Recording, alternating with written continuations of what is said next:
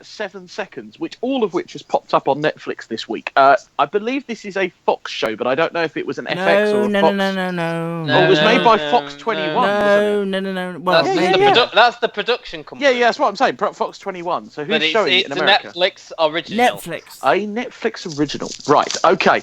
The basic premise is that it's set in New Jersey and is centered around the kind of racial tension in America and police corruption. The beginning of the story is that a young black youth is knocked over by a sort of... Are they Italian police officers? They are, but can you say Italian? I don't like Italian. That's just weird. Why don't you... It's the proper We just pronouncement say of the word. white police officers. Well, no, but it's giving you in the show. Their boundaries are set by their characters because we look after each other, don't they? So it's important for the plot. I'm not making a social comment. Isn't the guy who did the guy who was the runner over there? Wasn't he Jablonski? Isn't that like more of a sort of Polish name? Well, I don't know. That's why I said, is he Italian? Anyway, he runs over this small child who is on a bike. The small child possibly has links to being in a gang, which is maybe how he got hold of the bike. But the plot centres around the idea that, first of all, his fellow police officers help him cover up. They get rid of the evidence and they frame a drunken man in the area for the crime. We also see the defence, the prosecution, the public defendant, who is an alcoholic and living in her car. Britain's own Claire Hope Asherty, formerly of Suspects fame. Yeah, she's a functioning alcoholic, or very badly functioning alcoholic. But basically, she picks up this case and is kind of a bit of a fish out of water in talking to the family and explaining she basically just stands there and goes, the bloke who did it is going to be prosecuted. Well, I think we're meant to think, Gary, that because she's been woken up, hasn't she? She's had a lot to drink. She was driving. She sort of almost crashed the car. Yeah. Fell asleep and was woken up by the fact that, you've got this case you need to be at. I don't think did you explain the sort of the police cover-up thing? Well, I was going to say they decided to basically... I said they covered it up. They removed the bumper from the car. So they basically are stitching this old guy up for the crime that was committed by Officer Jablonski, who was in a rush to get to his wife, who is pregnant and has had problems giving birth before. Officer Jablonski kind of halfway through has this kind of tinge of guilt, and he tries to go and speak to the confidence.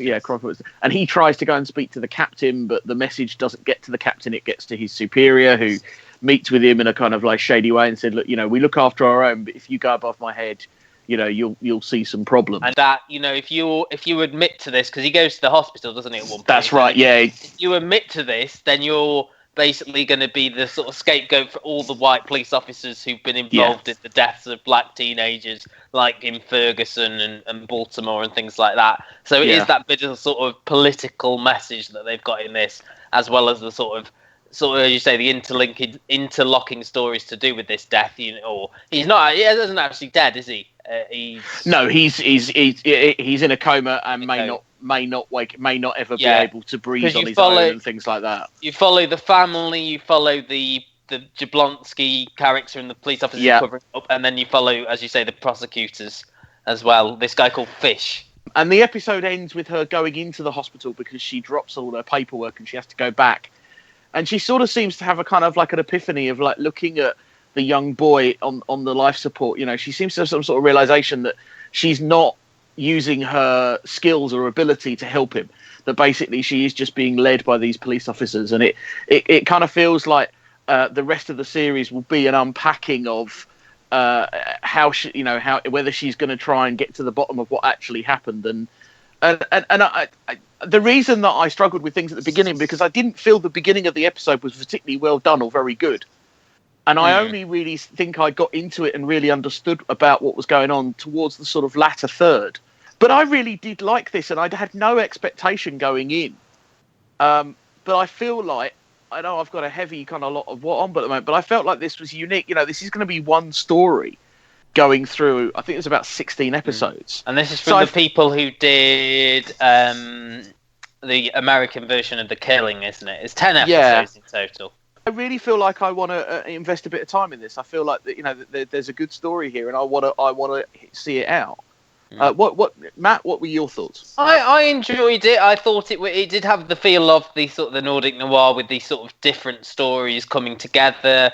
I was feeling at the start when as you said, the opening, that we weren't going to get many sort of like characters to like, you know, when you had all the police officers, but then you met Regina King playing the mum, and then you met Claire Hope Ashity, who I think is going to be her character, and the Fish character are going to be the sort of, if this was a Nordic noir, they're going to be the sort of investigators, aren't they? They're going to be the sort of the focus. And she's obviously like cop with the problem, you know, she's got this issue with her drinking and stuff like that. And I agree with you that it had the feel of Nordic noir. That's obviously with the killing US connection.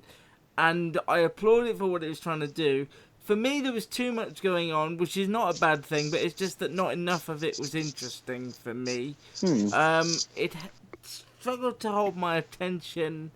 There was no mention of Nana Cherry, which we thought there would be. Or Yusin Door. No. But I didn't. I think Regina King is brilliant. I really think she's brilliant. But this, I don't know. I didn't feel compelled when I finished it to think, oh, I want to watch the next 9. And I think if I based it on the first 15 minutes, I would have agreed. I struggled in the. I agree with Gary. It did get into the swing of things once you met Regina King, I think. I think we're all in agreement on that. It's just whether I want to invest, like Gary, another 9 hours. And you've got all the seasons of VR to get through and things like that. Well, that's right. If we weren't watching for the podcast, I may have stopped sooner than I did. I'm glad I didn't, because it got to the Regina King bits. I think I've forgotten about this pretty quickly after watching it. I think the other problem is that there's a lot of UK crime drama on at the moment. Well, I'm not watching any of that either, to be fair. It's not that I'm do you want a fact for the fact fans? Please, fact fans. Apparently based on a Russian movie, The Major. Ooh.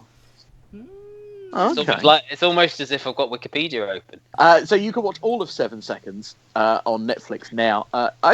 I will probably be carrying on. Honestly, because I don't know. I'm going to finish this first episode, but I think it'll be on the back. But I've still got to watch some of Life and Death Row. I will watch the next episode by next week's podcast.